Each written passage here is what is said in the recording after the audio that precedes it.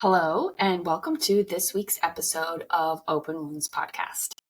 Today, I have a guest with me, Julian Bermudez. I'm hoping I'm saying that right. I'm going to link the show notes so that you can go look at his website and read the name.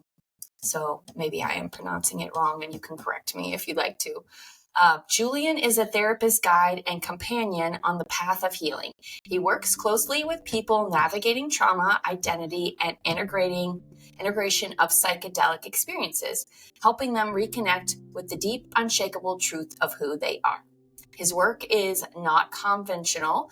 It doesn't revolve around diagnosis or protocols. Instead, it's rooted in presence, deep listening, and the belief that healing is a return to our natural state of being connected, present, and whole. Through somatic work, meditation, and honest self-inquiry, Julian helps people soften the survival pattern that once protected them, but now is keeping them stuck. He offers a grounded, intuitive approach that brings modern therapeutic insight with timeless human wisdom. You will hear a little bit about his story in our interview today. He has his own childhood experiences that led him to this work. So he's a very relatable guest in the fact that he too has had experiences that have caused him to kind of need to do this work. He mentions that especially in Western culture, there's very few of us that don't have traumatic experiences in early childhood that kind of set us up for these coping patterns that maybe don't really work once we get into adulthood. I really enjoyed talking to him. He's formally educated in psychology, as well as, the psychedelic treatments that he offers through his program. I'm going to link his program in the show notes. It's called Psychedelic Integration Trauma Therapy. He is based out of Oregon, and he offers both virtual and in-person treatment options. He also offers intensives if you wanted to go and do like a 5-day intensive with him. Obviously, because this is a new cutting edge treatment, insurances don't cover it to my knowledge. Maybe you have an amazing insurance company you want to talk about and share with us, because most of these new cutting edge treatments are not covered by insurance. But if it's something you're curious about, he talks a little bit about ways you can incorporate the psychedelic approaches in your regimen and in your tool belt at home without, seeing him face to face. He also talks about YouTube as a resource to learn more about psychedelic approaches. I think it was a great conversation we had today, and I really hope you enjoy. Share this with friends. Link it, to other people who are maybe curious about psychedelic treatment for complex PTSD and how it can benefit them. And I hope you enjoy today's episode. Thanks so much. Today, Julian is joining me to talk about his work with therapeutic approach through, do you call it psilocybin? What's the actual term for the work that you do with people?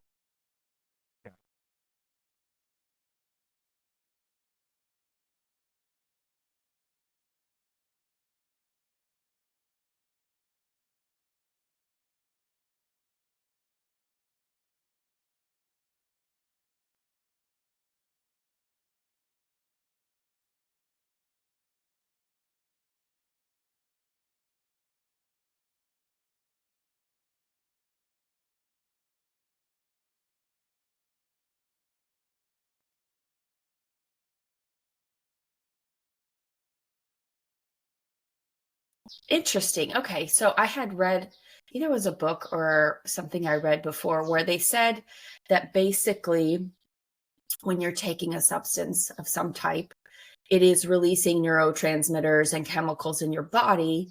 And there's a way to train your body to release those same chemicals without the substance. So is that what you're referring to when you're talking about not ingesting something to, reach a certain state of consciousness or change in your mental health? When we're talking about the release of neurotransmitters and various hormones and chemicals in our body, we can reach those same states through multiple avenues. And one of the things that we often look at is, why aren't they being produced, those chemicals or neurotransmitters already? So if, for instance, we had some sort of traumatic events that were happening in our childhood, our bodies develop in relationship to our environment. So when our bodies are growing, when our hormonal systems, our neural systems are developing, our motor functions are developing, it's in relationship to our environment.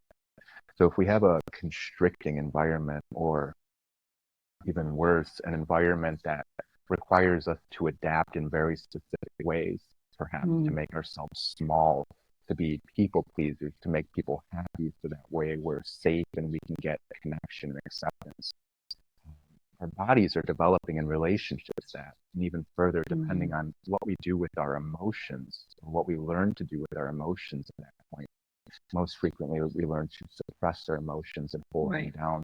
Our bodies react to that in various ways, and we can see that in the hormones and the neurotransmitters and the various chemicals that are produced in our bodies. So a psychedelic substance can be very useful, kind of jump-starting all of that in our body, but we can reach that exact same place where we can identify what's deficient or constricted, or what needs some nurturing, and we can get there without it. Amazing. And I know we kind of just like dove right in, so I want to backtrack a little bit. Would you like to share about how you came to do this work? Because it is a very specific approach, and it is, I've watched a couple documentaries on mushrooms and how beneficial they are, not just the ones that are psychedelic, but I think it's been around for forever, but it's also kind of something that was, like you said, repressed and pushed away from the mainstream and demonized and made to seem like it was going to make you go crazy or kill you or something.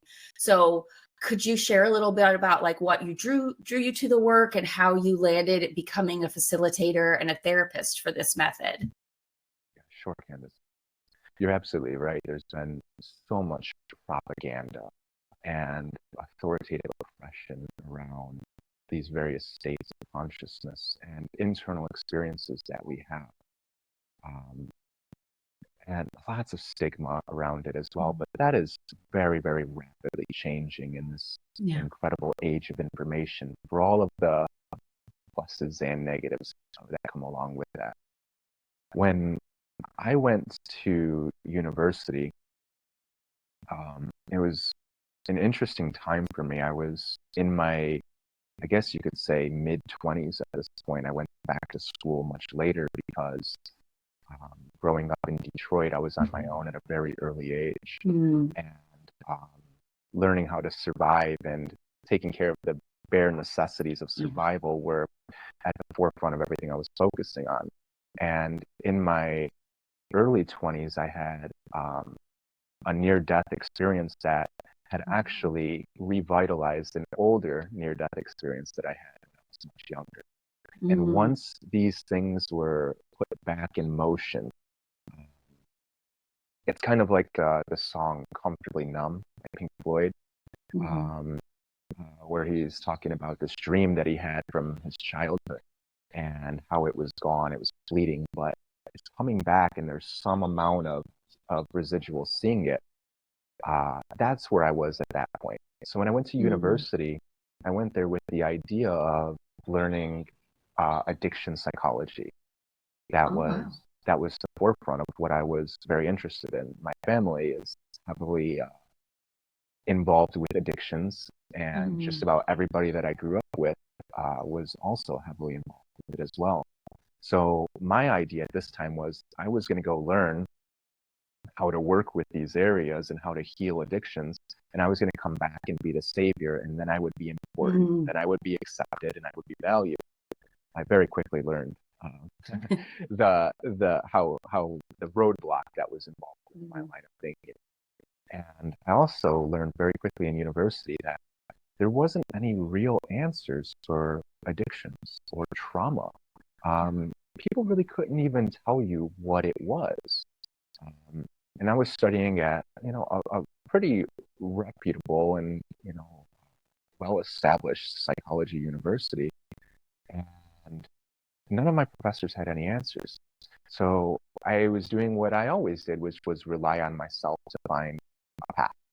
Mm, And I came across various teachers, like Graham Hancock, for instance. He wrote this book, Supernatural, that was really investigating the ancient origins of psychedelic experiences and how they have continued throughout the ages, and they were just taking different shapes. And it mm, just absolutely resonated with me. And so I went from one teacher to the next through him. I found some others, like Gabor Mate, and started mm, consuming every bit of information that I could on their approach to this healing modality. I reviewed all the literature that I could get my hands on, decades of medical studies, and began writing every paper that I could in university mm. about this. Yeah. Very quickly learned that it was not acceptable at this time. This was about Oh, 15 yeah. years ago. Wow. So it was very harshly uh, received. And so then Mm, I moved into, after that, I moved to the West Coast. That was in the Midwest. And I moved to the West Coast where there was a little bit of a different environment, a little bit of a mm-hmm. different perception around it, and lots of legislation that was already being passed.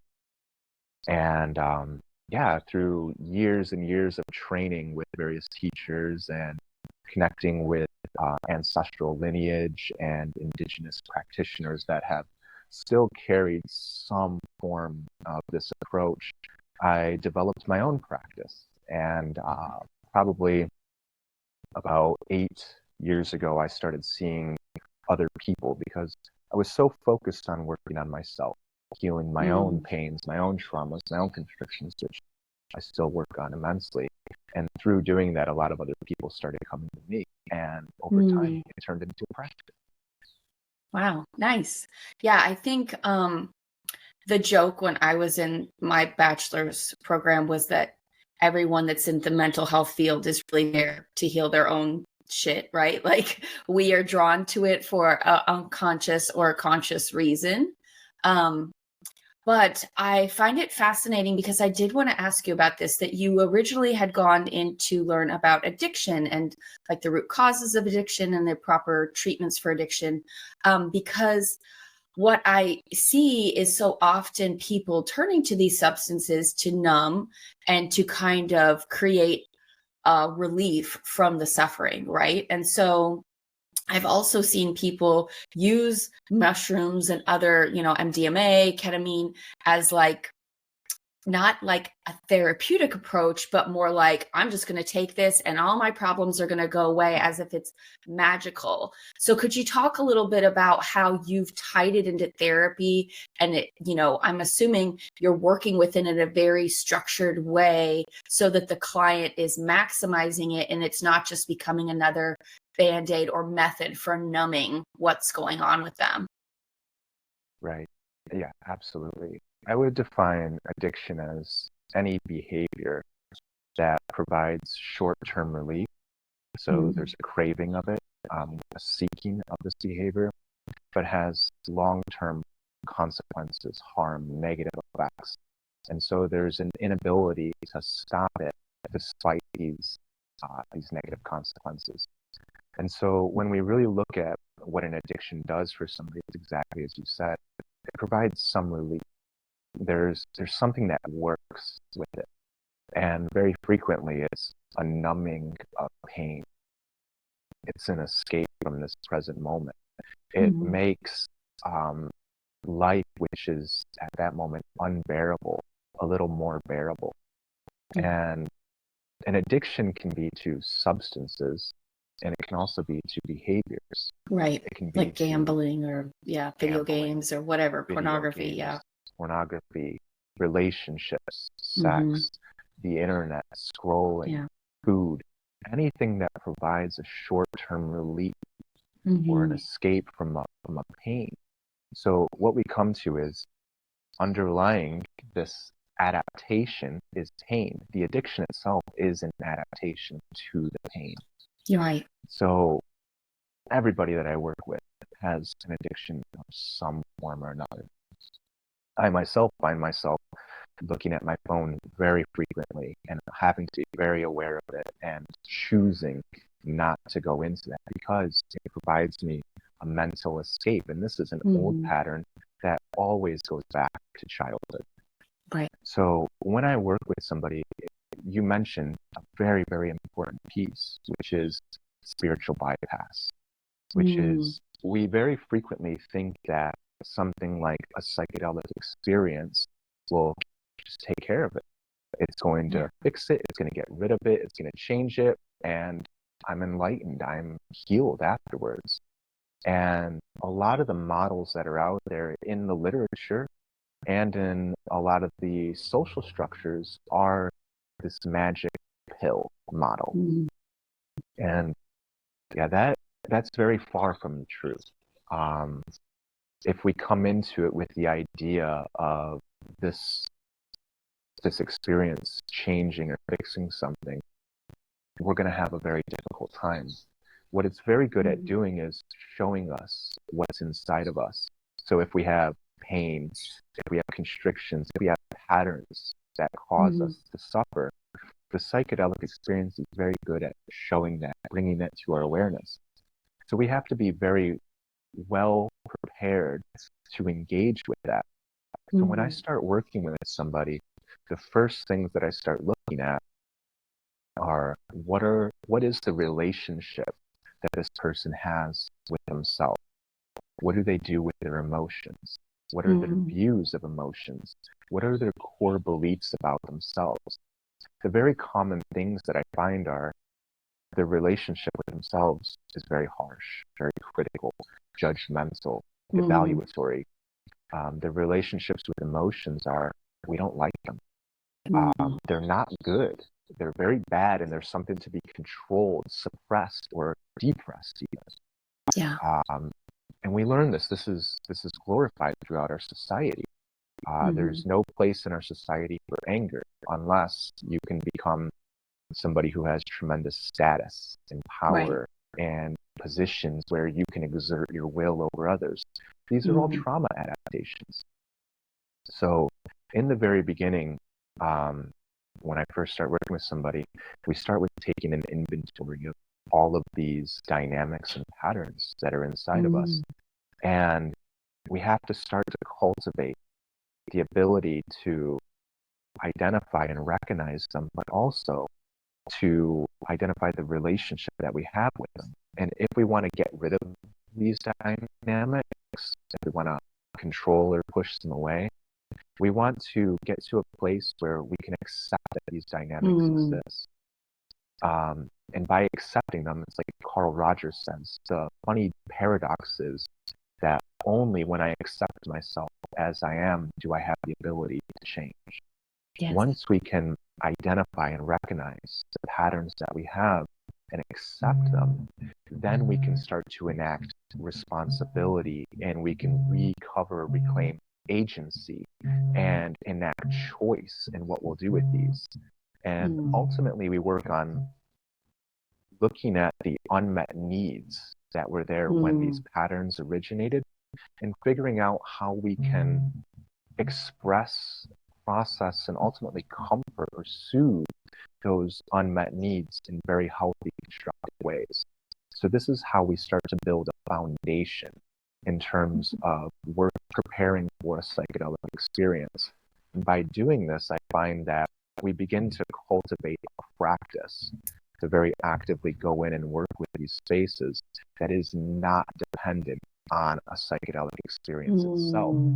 The experience becomes a tool that we use to go into that space to work with that very particular pain or pattern that we have. And, you know, it's not always an easy process. It can be very difficult and challenging. And we prepare ourselves to work with that discomfort.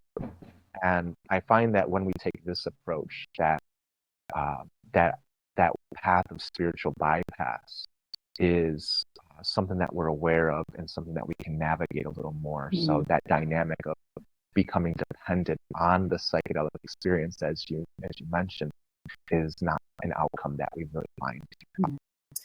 I mean, what you are describing truly is therapy, as I've experienced it, where you identify, you know, what the underlying source of your behavior patterns repeating, you know, you kind of map it all out, and then you really find tools. And like you said, the tool can be EMDR, it can be tapping, it can be breath work. But in this case, the tool is a psychedelic.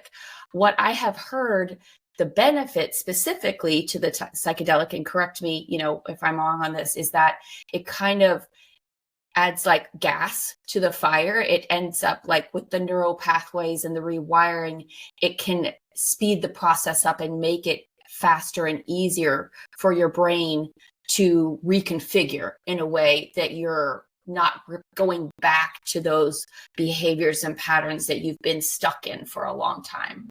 Is that correct, or am I completely off? No, that's a very accurate description. The analogy that I often use is these old patterns that we have, very frequently they develop early in our life, at the very earliest stages. Yes. These are adaptations that we learned from the environment that we grew up in. And I've never met somebody in Western culture, at least, that didn't grow up with some amount of trauma that they had adapted to. And so the analogy is that this pattern is like a river where water has been flowing from the beginning of time. It's deep, the channel is well defined, and water flows quick and easy through that channel. And what we're doing is we're carving a new channel that is based on intention and awareness and choice to liberate ourselves from that old pattern. And doing it on our own, it can take a lot of time. It's like getting in there with a shovel. And when we do this process, the whole therapy approach is a psychedelic experience. The word psyche referring to your immaterial aspects of yourself, and delic emerging or arising. So a deep connection with yourself. So the whole therapy model is designed to have this psychedelic experience, to connect deeply with ourselves. And the more that we tap into that space, the faster and easier water can flow down a different channel. And the more that we do it, and when you work with a tool like a psychedelic substance, absolutely. The two main characteristics that I often draw attention to are it can really bring things to your awareness. In fact, it's going to. It's going to bring all the things that are inside of you that you might not want to see directly to your awareness. And it will help you create new patterns, new pathways very quickly. So this is also a word of caution.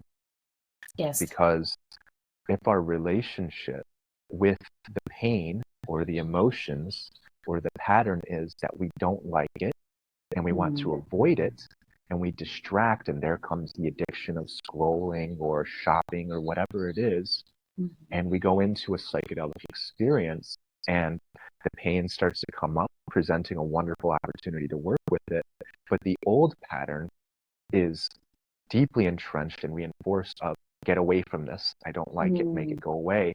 And we try to do that during a psychedelic experience.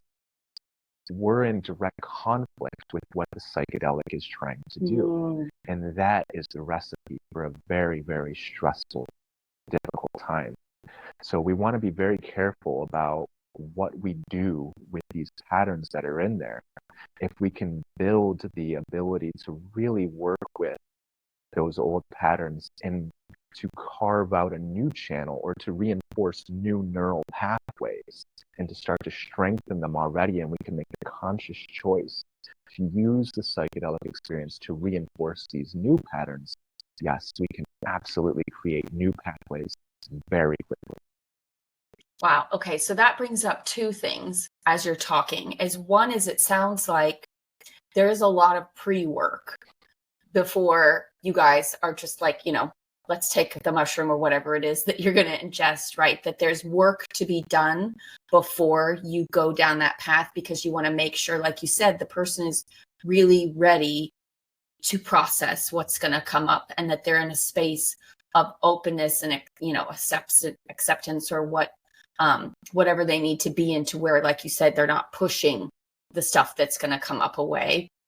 Which I think is so normal for most of us, because like you said, we've been trained that these emotions are unacceptable, don't cry, take that to your room, or whatever we've been taught. And The second thing is that when people are using these substances recreationally, and the quote unquote bad trip or whatever is because they aren't prepared for what this is going to bring up in them, and they're not utilizing the tool, and it's becoming something that, like you said, is creating even more conflict instead of becoming, an opportunity for growth or a new beginning.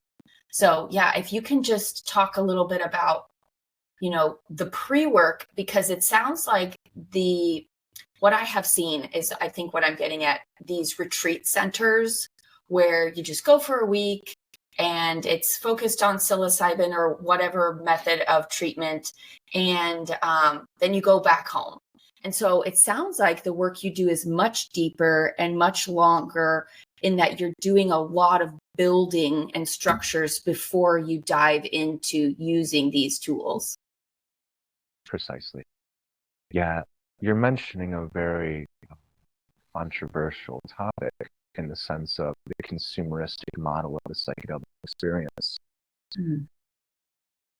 All of the therapy, all of these things takes a lot of time, and it takes a lot of one-on-one direct care, which is what I focus on.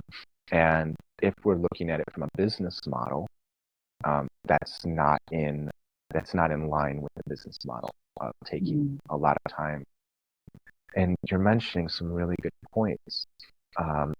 We learn very early that emotions are dangerous and that we have to disconnect from them and stuff them down. Because, as you just mentioned, when we're children, the relationship, the connection, the attachment with our caregivers is the most important thing. We can't survive without it. And so when you get angry because your needs for connection aren't being met, or when you get sad or scared, you get a timeout. You're told you get disconnected, you go to this room or into this corner until you no longer have those emotions. In other words, we're going to threaten you with the thing that's most important to you, and we're going to take it away from you. Something that is so common in our culture is so traumatic in terms of our development. So what happens when you're an adult? Your relationship with emotions is stuff them down, make them go away, because if I have them, very bad things will happen. You work with a psychedelic substance, and it brings those emotions and that pattern where you learned it directly to the surface. And if you're not prepared to engage with that, to see that very childish part of you that is still carrying around that pain, and if you're not prepared to comfort that part of you and soothe it and be with it, then you're going to continue the exact same pattern of what caused the pain in the first place. You're going to try and push it away and outcast it or exile it and send it to a timeout, and round we go in a negative feedback loop. And so if that happens during a psychedelic experience, you'll have a very, very difficult time. I would categorize a bad trip as trying to resist the things that are coming up. So that pain or that experience is coming up, and you say, no, I don't want that. And you try to control the experience. You try to say, I don't want that. I want this. Yeah. If you do those two things, you'll have a very, very difficult time. And I'm speaking from experience.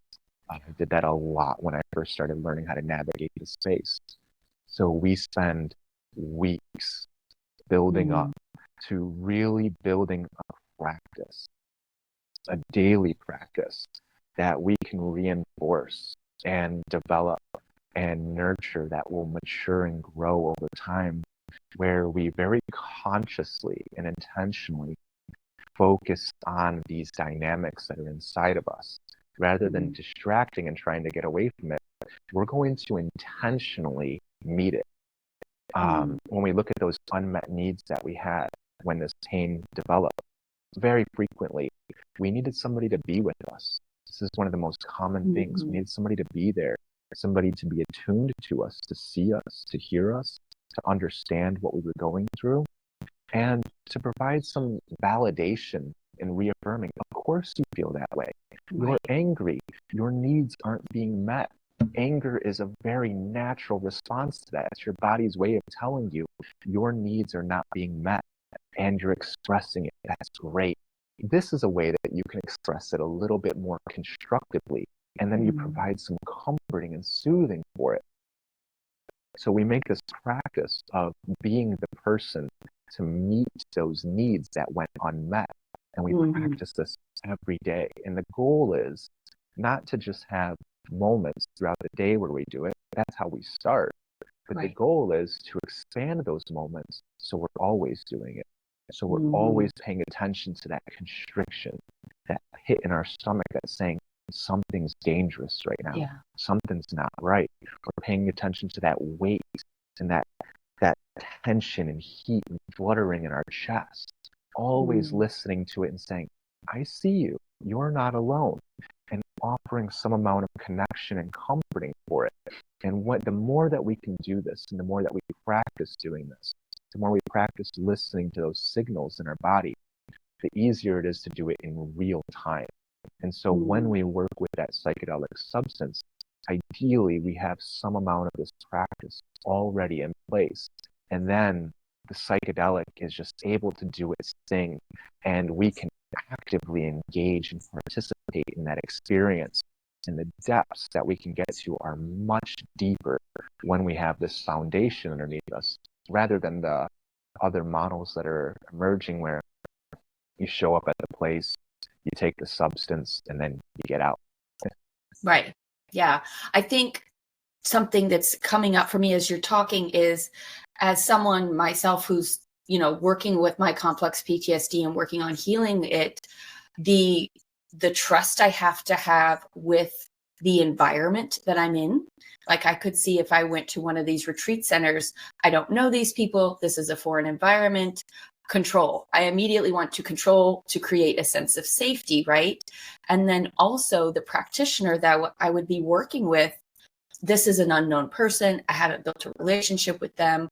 So again, I don't feel safe enough to let these emotions come forward and process out as they would need to, like you're describing.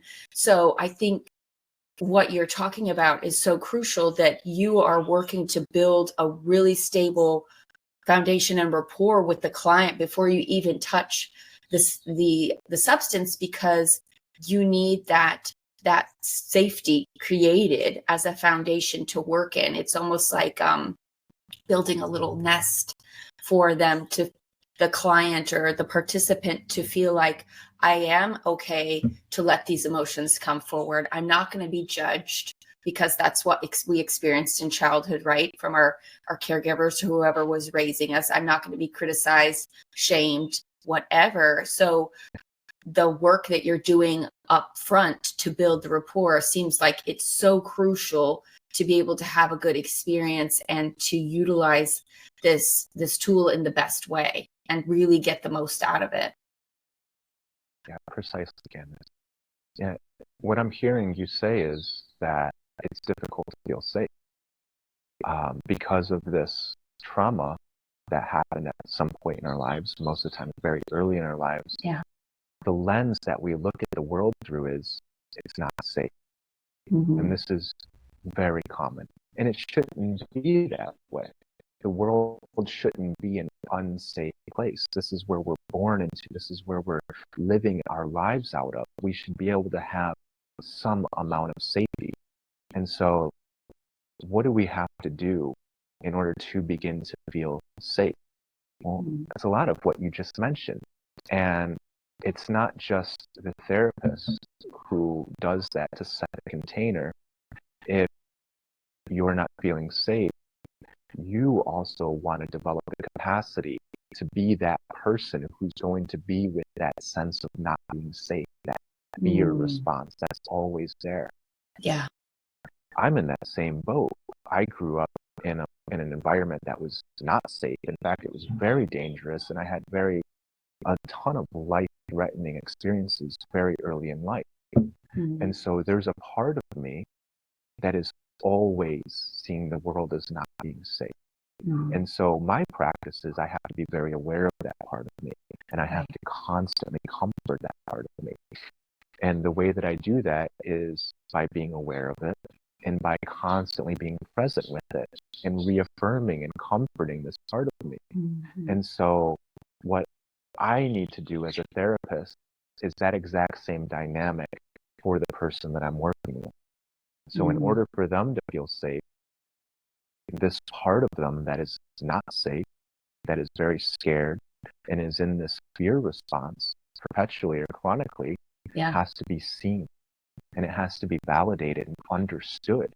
We have to really inquire and get to know this lack of safety that exists. And we have to understand where it comes from, what needs it's trying to meet, what purpose is it trying to serve, why is it here right now, and what does it need right now. And by me doing this with somebody is I'm actually blazing a trail right in front of them just by being present and attuned to what somebody's going through and listening very carefully and asking questions, trying to figure out what's going on and accepting what's there and validating and reaffirming why is that there, really seeing why it's here. I'm setting an example for somebody else to follow. And the idea is that that pattern can transmit from me to them through example. And very frequently just being present and listening and trying not to judge or evaluate, but to understand and really connect with what this person's going through.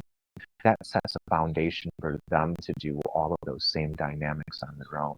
And this is what I find the foundation for healing. Yeah, it seems like with complex PTSD specifically, because that's what we talk about a lot on this podcast, this would be a really excellent tool, but the person has to commit to it, commit to the healing, because you're talking about this long-term journey. And I think so much of what we've seen in the media about psychedelics, or even just, other methods, is that I'm going to go, it's going to change my life, I'm going to do this thing, and then I'm going to be all fine afterwards. But what you're describing is long-term, longitudinal, whatever you want to call it, daily by daily, little by little practice, and utilizing these tools to just gradually make progress in creating the safety or the love or the acceptance. With complex PTSD, most of the time it's a lot of our basic needs of love, acceptance, security, all those things were affected. That's part of what happens when we grow up in these environments where our parents were unreliable sources, or our caregivers, or whoever was around us. Maybe it was our neighborhood or our community was unsafe, and when we were outside, we were in danger.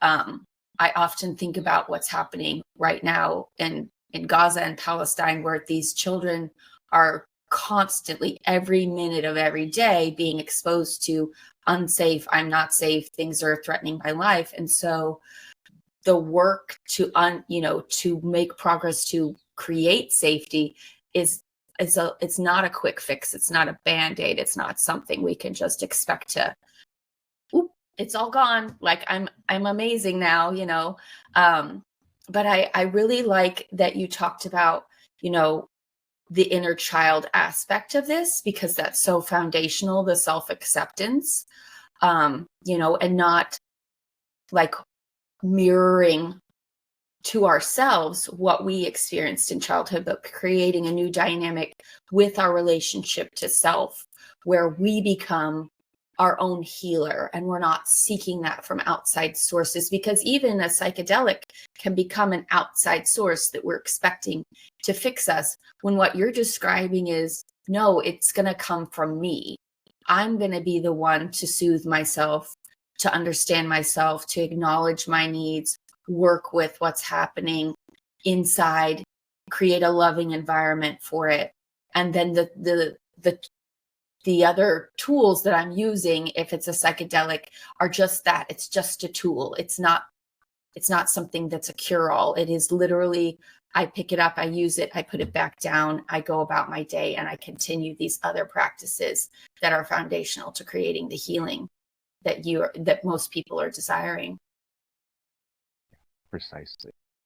Yeah, when we look at this pattern of not feeling safe, this originates early in our life, as you mentioned, and we find a lack of safety all throughout our lives.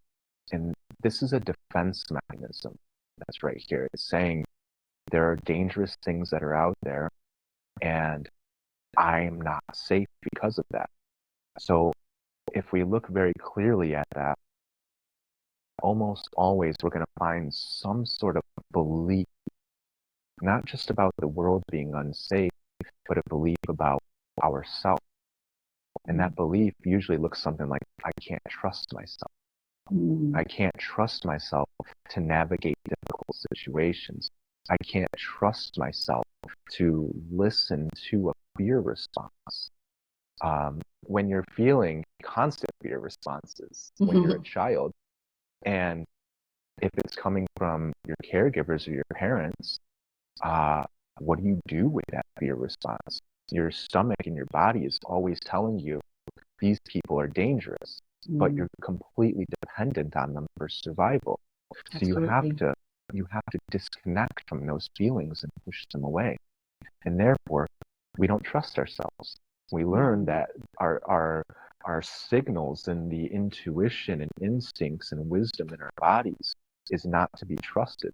And so then later, we find ourselves in various situations where we can't trust ourselves to navigate it. So if we go and work with a facilitator or a therapist, and there's this lack of safety, it's not, we'll see how this person works, and I'll trust myself to navigate it as I need to and to take care of myself. This is very dangerous. And this triggers so many defenses. And yes, we have to have the conviction, the dedication, the commitment to go into this space and work with it. And we have to expect that various defense mechanisms are going to come up. And they're going to come up frequently. And I see it constantly through our therapy. One of the things that comes up is repressed rage. With what's happening in Palestine, with people being bombed and their houses being taken away and their land being taken from them having no rights, no water, no electricity, no food, being under constant surveillance, constant oppression, no rights whatsoever. What's the natural reaction that's going to happen to that? They're going to be angry. Right. This is going to continuously build up rage. And so I'm not justifying by any means acts of violence, but I'm saying that when we see acts of violence happening in retaliation to oppression, we should expect that's going to happen. Right. That is a defense mechanism. That is the only way that this emotion can be expressed. And as a therapist, when I'm working with somebody, almost always there's an element of repressed rage, because I'm not comparing the suffering by any means to what we go through in the state of Palestine. I don't compare suffering, but we deal with similar dynamics to different degrees of autonomy being taken away, of all of our rights and liberty and individuality being suppressed, even through something as simple as through timeouts or from parents who will learn, don't hold your kids when they're crying. So we get these exact same messages in lots of ways. And so when I'm working with somebody who has all this repressed rage, it's almost a guarantee that at some point it is going to come out. And so as a therapist, I have to be very aware of that and these various defense mechanisms.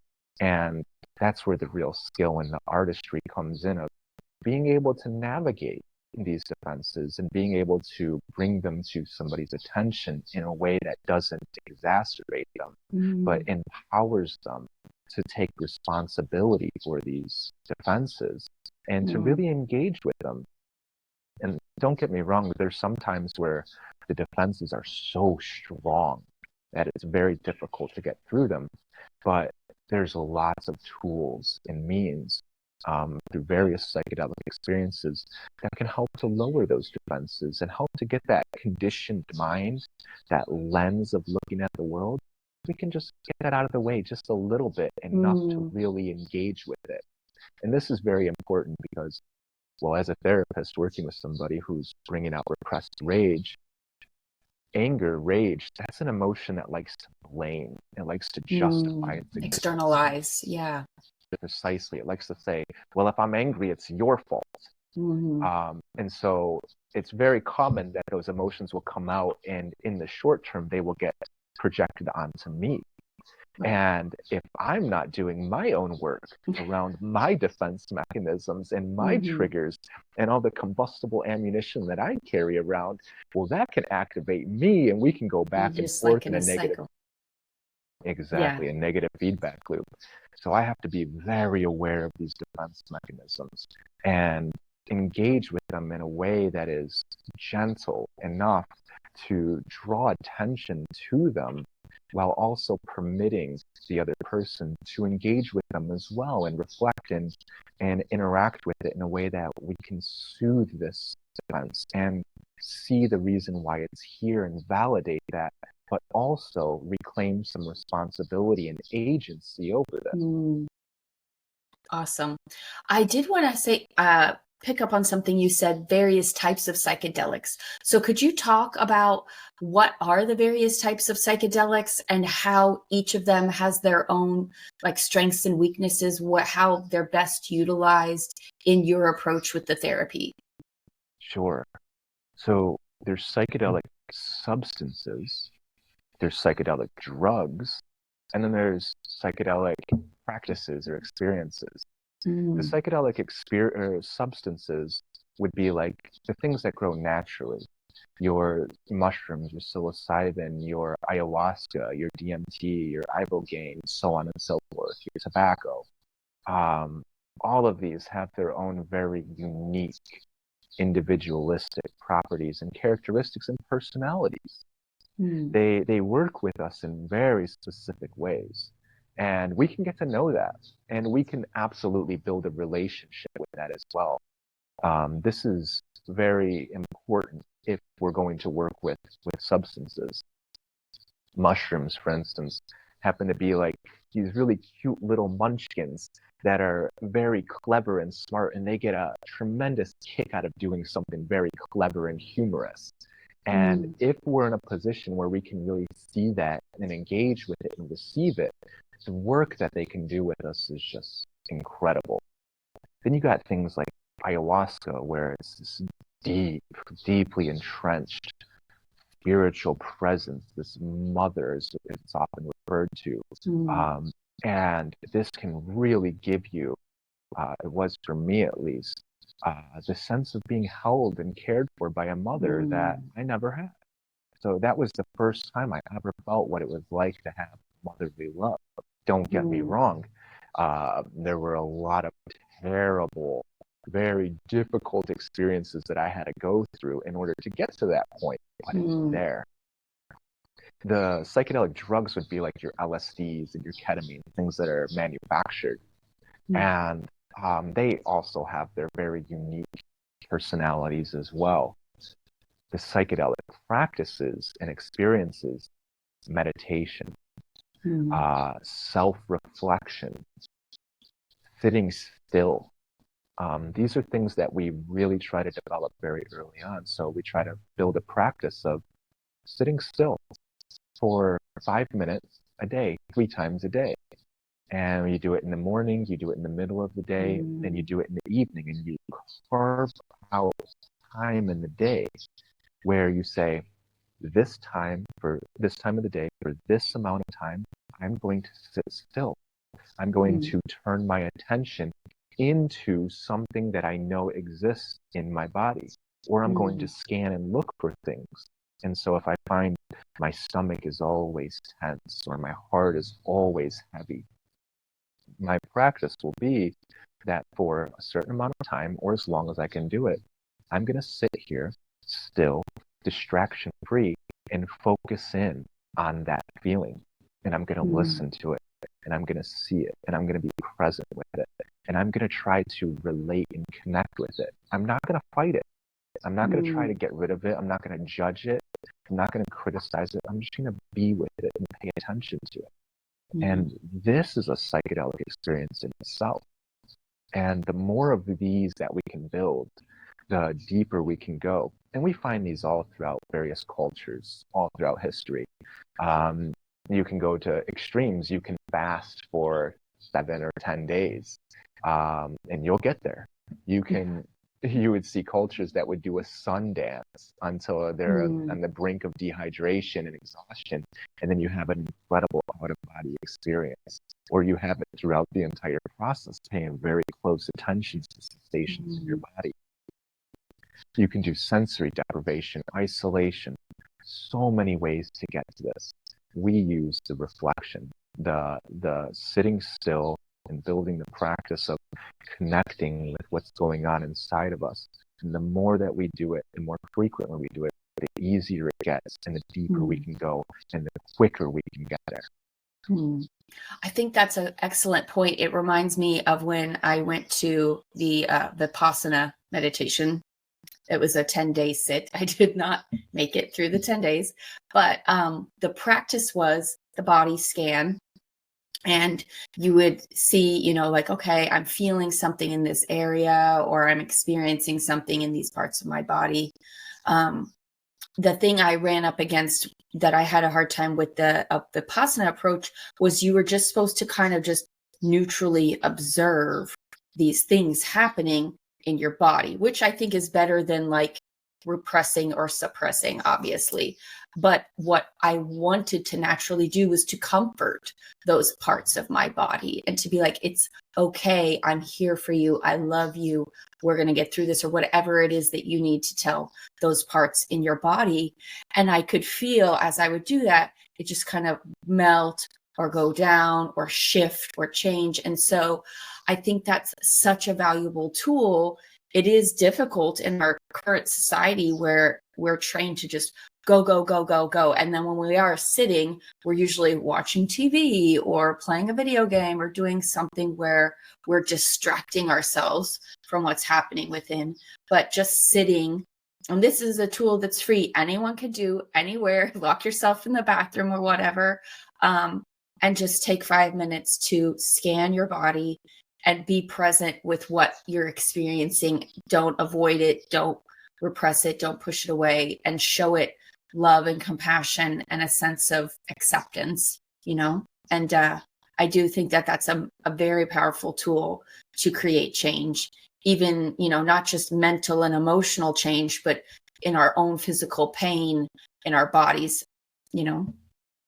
Absolutely. Yeah. Being busy, being occupied and productive, as we'll call it, this is an addiction of itself, and this is also born out of trauma and pain. If at some point in our lives we learned that we're not good enough, well, let me back up. If we're going through trauma very early in our lives and we're trying to figure out how to engage with this, there's only a couple ways that we can look at it. One is we can say that my caregivers, my parents, the people who are around me, they're just not up to the job. They're not qualified. They're not prepared. They're not able to be parents and to care for me and provide for my needs the way that I need to. In other words, I'm not safe and I'm screwed. And it's kind of hopeless. The other way of looking at it is, well, my parents are older. They engage with other people. They're surviving. They're navigating this world. They know more about this world than I do. They know how to care for people. They know how to meet those needs. The problem is, I'm not good enough. I'm not deserving or qualified to receive their care. Oh, wow. So if I could be good enough, then I will get their care. So we have a little bit of control in this situation. And as you mentioned, when we're in these traumatic situations, we want to control. So this provides us a way to be good enough. And so then later in life, if you're not good enough and you don't feel like you're deserving of love, well, then you go to medical school and you be a doctor where you're going to be needed and you're going to be wanted and people are always going to need you. And you can just be busy, busy, busy, or you can go acquire status and you can go and do all these tasks, or you can be a people pleaser and sacrifice yourself constantly to make other people happy so you can be good enough. And identifying these patterns and cultivating a space where I make myself the priority. I'm going to I'm going to give myself the message that I am deserving of attention and care and unconditional compassion by giving it to myself and saying that all that noise out there, all those seductive distractions that I get glorified for and I get paid for and I get all these things for, that's not important enough. Because if I wasn't doing that, those people wouldn't care about me in the first place. So I'm going to be the person to give myself that care. I'm going to learn how to do these things that nobody ever did for me. And so I have to teach myself how to do these. The good news is there's a part of us who always knows how to do that. That part of us that was born knowing how to do this before all this pain happened, it's still there. And it's just a matter of reconnecting with that part of ourselves. It's always available. It's always there. And it's just something that we can tap into with effort and a little bit of practice and patience. Yeah, I absolutely think that's amazing, Julian. Thank you for sharing this, because I feel like that's something I pound in and I say so frequently on these episodes, is like, no one's coming to save you. It really is, at the end of the day, us caring for us and us healing us. Obviously, we can find supportive people in our community, or therapists or practitioners, books, things that we can glean from. But really, when at the end of the day, it's just us meeting our needs, us healing ourselves, us working on our own selves. And I know we're almost out of time. So do you want to share with the listeners if they want to reach out to you? I know you're based in Oregon. If you have resources or things that you would recommend people look up so that they can learn more about the services you provide, or learn more about finding, resources in their area, wherever they may be listening from. Yes, absolutely. There's actually a book called You Are the One You've Been Waiting For, which is exactly what you're talking about. I'm not so much recommending that, of course, anybody can check out that book. It's very useful. But yeah, you're absolutely right, Candace. You're the one that you've been waiting for. We are becoming our own heroes, our own parents, our own saviors, and all of that wisdom is inside of us. There's nothing out there that is going to provide us with the relief or the answers that we're looking for. All of the answers are inside of us. All of that wisdom is here, and it's about developing a practice of giving ourselves that attention, turning into a space that might not feel safe. It might be very dangerous. There might be a lot of turbulence and storms brewing in here. And it might be very uncomfortable. And we can get a lot more comfortable being in that space. And that's not to say that you have to do it alone. There are people all around us, everywhere we go, who are going through very similar paths, very similar journeys as we are, navigating very difficult pains as well, that are very similar to what we are going through. And doing this healing in community with support of other people can make a world of difference. We don't have to do it all alone. Absolutely. So there's lots of resources out there. There's wonderful teachers that we can find out there. There are numerous people who can be supportive through this, even if we're not directly engaging with them. A lot of times throughout my life, I didn't have financial or any kind of resources to travel and go and seek therapies and to seek teachers. There were times where I was able to cultivate enough because I sacrificed lots of areas and I dedicated resources to go and work with specific teachers, and it was very useful. And so if that's available to people, I highly recommend it. But if it's not, that's okay too. We can connect with these teachers and with these teachings through YouTube, just finding very specific teachers out there and listening to what they're saying. And then, of course, we can practice this on our own.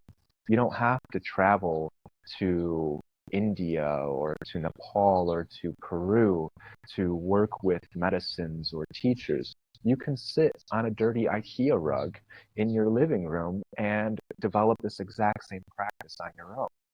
So if your listeners are listening to this, they're already looking for these things, which is incredible. And the answers are out there, and they're in here as well. We can find them by looking inward, and there's lots of, I won't say they're answers that are out there, but they're pointers, and they're always going to point you right back to yourself. Yeah. I completely agree, Julian, that this is, something like people are sharing their experience, but usually what they're sharing is, hey, look inward, right? Like what helped me was to really get comfortable being uncomfortable and creating the inner safety within myself. Yeah, absolutely. Well, thank you so much for coming on. I really appreciated this. It's actually helped me clarify a lot of things because you hear all this hype like, oh, everybody's taking ketamine and it's curing complex PTSD. And there's all this research now around psilocybin and veterans, and it's doing these amazing things, which I do think that it has the capacity, like you said, to be a tool that we use. But again, reframing the broader picture, there is no magic bullet, there's no magic pill. It all will come back to reinforcing the work on a daily basis of your own self-love and self-acceptance and self-nurturance. So I really appreciate you sharing. It's been very helpful for me to understand too the capacities for these things to help us, and also their limitations, and that they can only do so much. It is really up to us to continue the work that they're going to bring forward in us. So that's right. And Candace, I might just say one last thing, which is, sure, we do hear a lot of those headlines and articles and research and people talking about how they worked with ketamine or MDMA or whatever substance and they were healed and everything's great. And there's a lot of questioning that should be happening here. We should be very inquisitive about what we're actually looking for. But what I really want to get at here is that if we're seeking something like that for healing, a lot of the times we're in a position where we've tried a lot of things and they're not working. And there can oftentimes be a sense of hopelessness that nothing's going to work. And I'm stuck here. And it's always like this. And I know for a fact I've been there and I've worked with a lot of people who are there too. And as somebody, I won't say that my healing is done. I don't think it's ever done. I don't think that this practice ever ends. I'm constantly working on these things. But healing is always available. It's always possible. It is in the nature of this world that we live in to move towards wholeness, to move towards healing. If you break your leg, that leg will heal on its own. If you cut off a limb on a tree, it will scar over and heal. Of course, if you break your leg, it's going to have lasting effects that are on there. It will scar over. It will be tender. It will be sensitive. Your range of motion will be limited. But with time, with intention and practice, it can become flexible. It can become soft. We can work through all that tenderness and strengthen and reinforce it to support this area that was once wounded, but is now beginning to mend. And this is the nature of the world that we have. So this healing path is always available. And while it may seem very, very difficult or impossible, or that it is possible, it's just not for me. I'm not. I'm not good enough, or I'm not worthy for it, or worthy of it. It is there. It is accessible, and it can be reached, and it is inside of each and every one of us. It's just peeling all the layers of all those adaptations and those beliefs and perceptions that we have, that it's not accessible to me, or I'm not good enough or deserving of it. It's there. It's inside of us, and we can reconnect with it. Yes, thank you for that, because I have, too, been in that place where it feels very hopeless and it feels like it's never going to get better. That is why I named this podcast what I did, because that was coming from a place of feeling like this wound just won't heal. Like, I am now in a good place where I don't feel like that's exactly true, but I remember being in that place where I'm like, I'm doing EMDR and I'm doing breath work and I'm doing all this, and it felt like a full-time job just to regulate my nervous system so that I could be operational on a daily basis. But yes, there is a path forward. There is an opportunity for everyone. I don't believe that there's anyone who can't do this work.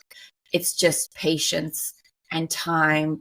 And really, I think the tipping point was that bit of like, I'm going to be okay. I love myself. I accept myself. I am enough. And that critical inner voice of like, try harder, heal yourself harder, and when you get to a place of like, no, we're not going to listen to that anymore, it can become a huge catalyst for growth. And so, yes, I completely agree. There is always that option for us to fall into that hopelessness and feeling overwhelmed, and like this healing journey is going to take forever. And yes, maybe it will take forever, but we are capable of it, and it's worth it. It is completely and wholly worth it to keep taking those little steps every day, to continue forward and to continue working on getting to a place where we want to be alive and we want to experience the beauty that exists in this world. So I really appreciate, Julian, you bringing that back up, because that's such a critical point for most people in their healing, is don't let the hopelessness win, so to speak. Yeah, it's funny, Guinness, because most people out there, I don't think, would tell somebody who is in tremendous pain, who's suffering, and is having a very difficult time with it. Most people would say, you just don't deserve to heal. You're just not capable of it. You're stuck. You're always going to be like that. But we tell ourselves that so frequently. So the ability to be kind and to be compassionate and understanding, it's there. We can do it for other people. It's about learning how to do it for ourselves. And that is always there. Yeah, and that's a sign that it is inside of us. It's just finding it and tapping into it ourselves. Absolutely. Yeah. Okay. So do you have a website? Yes, I saw that when we were connecting. Do you have other resources? I know you said, you don't want to be on your phone all day long. So I'm not sure if you have like social media or a YouTube channel or things people can learn more about your work. And if they do want to connect with you, how could they do that? Yes, we do have the website. I can send you the link for that as well. And we do have an Instagram as well. I'm not so much of a social media person or an internet person, so it's very difficult to keep those updated. But I do have some support in that area now, and we're making some efforts to start to put more of this information out there. So if anybody wants to follow those things too, I can send you that link as well. Awesome. I will put those in the notes under the show. And I really appreciate you taking the time to talk with us today and kind of like explaining from the practitioner's point of view how this all works, because it can seem very glamorized and mysterious. And so I appreciate that you kind of shared with us that how, start to finish, what it would look like for someone to use these tools. And also that this is something you can do at home on a daily basis in your own time and receive the same benefits from it. So I appreciate you sharing with us today. And I'm going to end now, but thanks so much.